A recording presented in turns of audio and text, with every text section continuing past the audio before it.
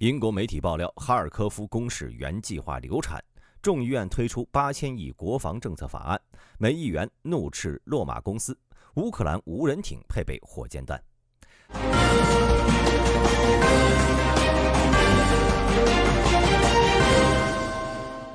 经济学人5月20号的报道称，俄罗斯原先计划在72小时内让俄军推进到哈尔科夫市东北约20公里的博尔小瓦，以便使俄罗斯轻重火力能够覆盖哈尔科夫市。同时，俄军还计划在短时间内攻占沃夫昌斯克，并且推进到南方的佩切尼西。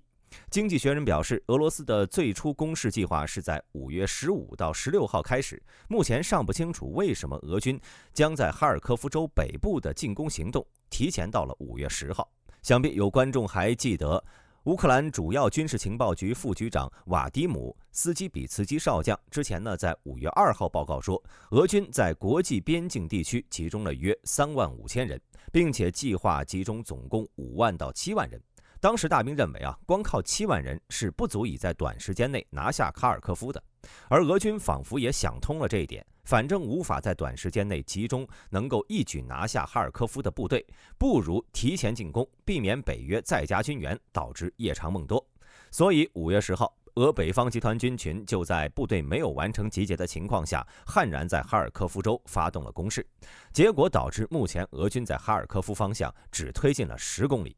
而在沃夫昌斯克方向，俄军只推进了7公里。可以说，俄罗斯原本在哈尔科夫实现大规模战略突破的幻想已经流产了。不过，抛开政治影响，仅从战术和战略上来说，俄罗斯这一步并不能说是走错了。从2022年俄罗斯前所未有的军事失败以来，俄军就一直专注于缓慢推进，而不是迅速推进到作战纵深。对于现在的俄罗斯来说，他们并没有精力完全吃下整个乌克兰，而乌克兰也缺乏反攻的能力。如此，俄乌战争就会变成一场长期的消耗战。俄军没有必要冒着巨大的伤亡风险去取得局部地区的重大战略突破。在普京再一次当选俄罗斯总统后，战场突破所带来的政治利益已经大大降低了。同时，西方的支援正在源源不断地抵达乌克兰，俄罗斯也想趁如今乌克兰虚弱获得更大的战果。用一句俗话说，就是趁你病要你命。而乌克兰的病因除了缺少部队以外，西方对于乌克兰态度的改变也是如今乌克兰陷入困境的主要原因。根据战争研究所的报告，虽然美国批准了610亿的对乌军援，但其中大部分资金都将用于在美国本土企业购买装备，随后再将这些装备运往乌克兰。不说价值缩水了多少，这一进一出，军援抵达乌克兰前线的时间将被大大的拖延。同时，虽然俄军只在哈尔科夫方向推进了10公里，但对于乌克兰来说，还不如让俄军兵临哈尔科夫城下。因为北约的限制，乌克兰不能使用北约的武器攻击俄罗斯境内的目标，这样就会造成一种情况：俄罗斯炮兵和飞机可以在国境线外使用炮弹和滑翔炸弹攻击乌克兰部队，但乌克兰却不能进行反击。因为如凯撒弓箭手自行火炮、海马斯火箭弹系统、风暴阴影巡航导弹、爱国者等等，这些北约的先进武器都不能在该方向上打击俄罗斯的境内目标。乌克兰只能使用苏联遗留的老式装备，加上顽强的意志以及一副躯壳，同俄军在一个房间内肉搏。在5月23号，俄军在沃夫昌斯克仅多攻占了2座房屋。美国推出8000亿法案，用于给美军加薪。美国军事委员会在5月22号提出了一项8837亿美元的2025财年国防政策草案，它为初级入伍士兵提供了20%的加薪，同时抵制了国防部的造船和空军采购计划。军事委员会在大约12个小时的会议中商讨了700多项修正案，并且以57票对1票将军人生活质量改善和国防授权法推进到了众议院。该法案遵守了去年债务上限协议的支出上限，允许在24财年8742亿美元的国防政策法案上增加1%。众议院军事委员会主席麦克罗杰斯在委员会投票前表示，这是一项很好的草案，将有助于振兴国防工业基础。这项法案也是过去几个月所有成员和工作人员数百个小时的产物。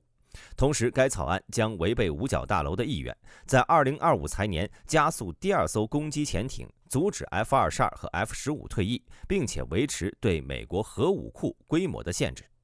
之前，美国海军以工业基地延误为由，要求在2025财年提供一艘弗吉尼亚级潜艇，打破了每年2艘的节奏。但是国防法案为第2艘潜艇提供了10亿美元的资金，并打算在之后的财年为该舰提供额外资金。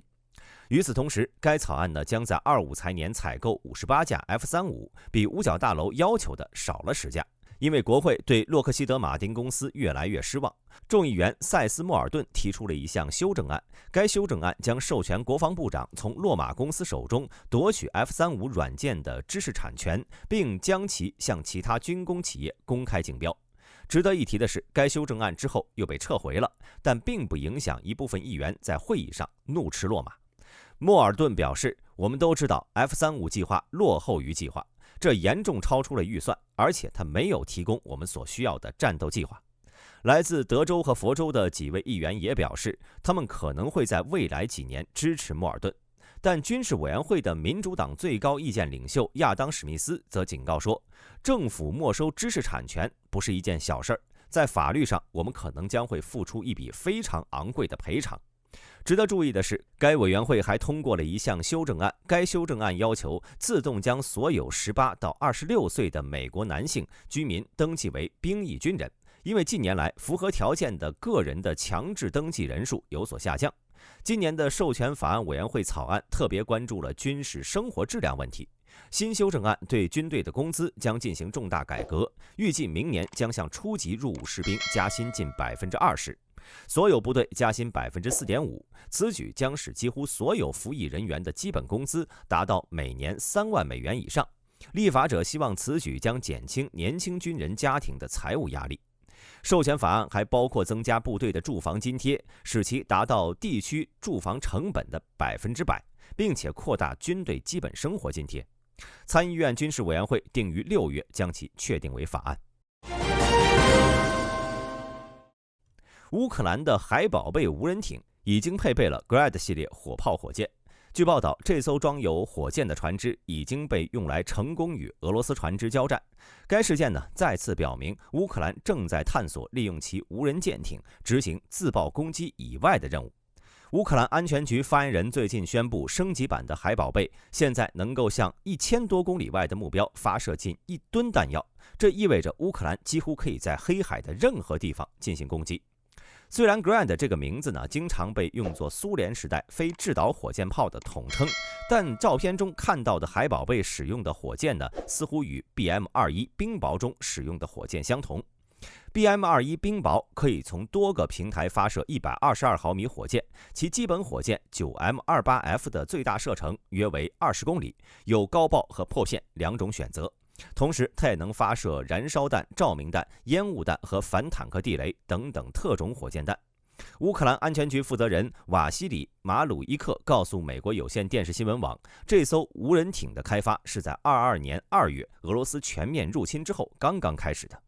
马鲁伊克强调，无人船是在当地制造的，西方不参与我们的行动，也不向我们提供任何设备或其他任何东西。这些无人艇是在乌克兰境内的地下生产设施生产的，所以该武器将不受北约限制，乌军可以使用它打击俄境内目标。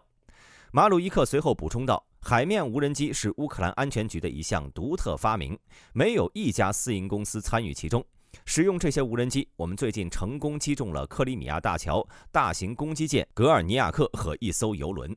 本期视频到此结束，欢迎各位在评论区留言讨论。我是大兵，我们下期再见。